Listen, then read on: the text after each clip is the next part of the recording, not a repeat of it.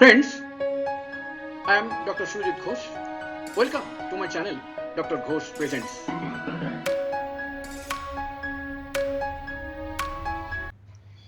Homeopathic ওষুধ acetic অ্যাসিডের চিহ্ন, লক্ষণ ও ব্যবহার। পুরো নাম অ্যাসিটিক অ্যাসিড, সাধারণ নাম গ্লেসিয়াল অ্যাসিটিক অ্যাসিড, সংক্ষিপ্ত নাম অ্যাসিটিক অ্যাসিড। উৎস রাসায়নিক যৌগ, রাসায়নিক জগৎ। প্যাথোজেনেসিস দেহে প্রগাঢ় অ্যানিমিয়া সৃষ্টি করে, সাথে থাকে শোথজনিত অবস্থা, মারাত্মক দুর্বলতা, ঘন ঘন মূর্ছা, দুর্বল হৃৎপিণ্ড, বমি, প্রচুর মূত্রত্যাগ, ঘাম, দেহের যে কোনো অংশ থেকে রক্তপাত। অ্যাসিটিক অ্যাসিড শীতকাতর না গরম কাতর এরকম কিছু জানা নেই, পাওয়া যায়নি বইতে। অ্যাসিটিক অ্যাসিডের আধার অ্যাকিউট ওষুধ, সুতরাং আধার বা কনস্টিটিউশন আমরা বলি, এটা বিবেচনা দরকারি নয়। এখানে আধারটা তখন লাগে যখন কোনো অসুখ, কোনো পার্টিকুলার অসুখ মানে ওষুধটা ক্রনিক পেশেন্টের জন্য লাগে, তখনই তার আধার বিচার করা হয়, নইলে লাগে না। মেজাজ তেমন কিছু পাওয়া যায়নি। মাঝাম অবশ্যই সোরা। অ্যাসিডিক অ্যাসিড ডায়াথেসিস অর্থাৎ কি জাতীয় পেশেন্টের ক্ষেত্রে অতি উপযুক্ত হবে সেটা, বিশেষ করে পাণ্ডুবর্ণ, ক্ষীণ দেহী, ঢিলে ঢালা পেশি ও থলথলে চেহারার মানুষদের উপযুক্ত।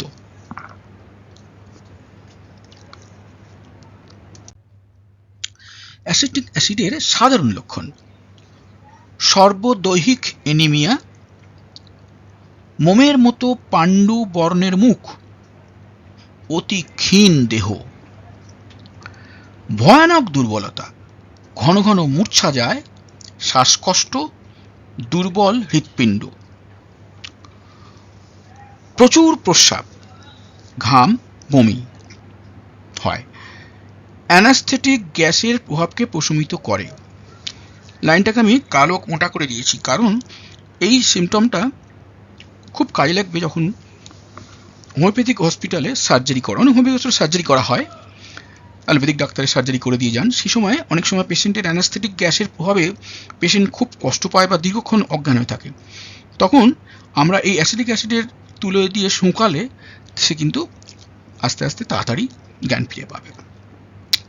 তর্কার সময় রোগী বিছানা থেকে পাগলের মতো লাফ দিয়ে মেঝেতে এসে হামাগুড়ি দেয়, মানে অবস্থাটা ভাবুন পেশেন্টের, মানে বিছানার ওপরে তার কনভালশন চলছে, সে লাফ মেরে মেঝেতে পড়ে মেঝেতে হামাগুড়ি দিচ্ছে, মানে হাস্যকর ব্যাপার, কিন্তু এরকম ঘটনাই ঘটবে।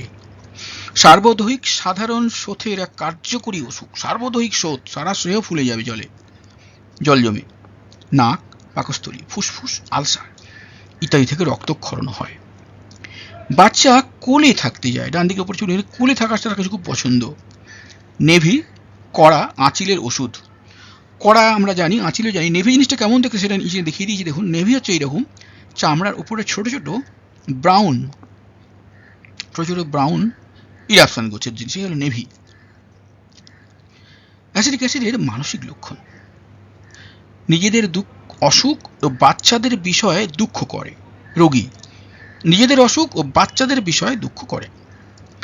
ব্যবসায়িক বিষয়ে আশঙ্কিত, ঝামেলা ডেকে আনে, নিজেদের বাচ্চাকে চিনতে পারে না, সম্প্রতি ঘটে যাওয়া ঘটনা ভুলে যায়। অ্যাসিটিক অ্যাসিডের শির লক্ষণ: নার্কোটিক, তামাকের অপব্যবহারের কারণে মাথা যন্ত্রণা, এরকম ঘটে, কিন্তু প্রচুর তামাক খাওয়ার পর হেডেক কিছুতে কমছে না। অ্যাসিটিক অ্যাসিড দিলেই দ্রুত এটা প্রভাবটা নষ্ট হয়ে গিয়ে সে ভালো হয়ে যাবে। শিশুরা মাথা স্পর্শ করতে দেয় না। অ্যাসিটিক অ্যাসিডের মুখমণ্ডল লক্ষণ: জ্বরের সময় বাম দিকের গাল লাল, রুগ্ন মুখ, বিবর্ণ, মোমের মতো। অ্যাসিটিক অ্যাসিডের নাসিকা লক্ষণ: পড়ে যাওয়া বা আঘাতের পর নাক থেকে রক্তপাত। অ্যাসিডের গলা লক্ষণ: শিশুরা পিপাসার্ত, কিন্তু 1 চামচ জলও অতি কষ্টে পান করে। এদিকে প্রচন্ড পিপাসা, কিন্তু 1 চামচ জল দিতে গেলেই, খাওয়াতে গেলেই তা যে খাওয়াবে তার কষ্ট, চেপে চুপে খাওয়াতে হবে। অ্যাসিটিক অ্যাসিডের পাকস্থলী লক্ষণ: জ্বরের সময় পিপাসা থাকে না, শোথে মারাত্মক পিপাসা। কন্ট্রাস্টিং সিচুয়েশন, জ্বরের সময় পিপাসা নেই, শোথে খুব পিপাসা। পাকস্থলী বুকে ভয়ানক জ্বালাকর যন্ত্রণা, তারপর দেহ শীতল হয়ে আসে, কপালে ঠান্ডা ঘাম। ওখানে উল্টো রকমের ব্যাপার, প্রথমে জ্বালাকর যন্ত্রণা, পরে শীতল হয়ে আসছে, ঠান্ডা ঘাম হচ্ছে। যে কোনো খাবার খাওয়ার পর বমি। পাকস্থলীর আলসার এবং ক্যান্সার: ডান দিকে পাকস্থলীর ক্যান্সারের দুটো ছবি আছে, একটা উপরে আছে এমনি ক্যান্সারের ছবি, আর তলায় আছে স্কিরাস ক্যান্সার। এটা পাইলোরাসের কাছে হয়। পাইলোরাস মানে যেখানে স্টমাকটা, এই যে স্টমাকের ছবিটা রয়েছে, লক্ষ্য করুন ডান দিকে এই যে ছবিটা রয়েছে, স্টমাকটা যেখানে এসে এই ডিওডেনামে মিলিত হচ্ছে, এই জায়গাটাকে বলে পাইলোরাস অঞ্চল। এইখানে যে ক্যান্সারটা হয় তার নাম পাইলোরাসের স্কিরাস ক্যান্সার। এটা বিশেষ ধরনের ক্যান্সার। এটা এছাড়া অন্য জায়গাতেও হতে পারে, এটা এমনি অর্ডিনারি কোনো একটা জায়গায় স্টমাকে দেখানো হয়েছে ক্যান্সার। ঠান্ডা পানি সহ্য হয় না, আলু ছাড়া অন্য কোনো সবজি সহ্য হয় না, মাখন পাউরুটিও সহ্য হয় না। অ্যাসিডিক অ্যাসিডের তলপেট লক্ষণ: পেট ফুলে থাকে, উদরে জল জমে থাকে, অন্ত্র থেকে রক্তক্ষরণ হয়, ক্ষীণদেহী বাচ্চাদের ক্রনিক ডায়রিয়া। পাইলোরাসের স্কিরাস ক্যান্সার, এই যে বলছিলাম পাইলোরাস স্কিরাস, সেইটা পাইলোরাসের স্কিরাস।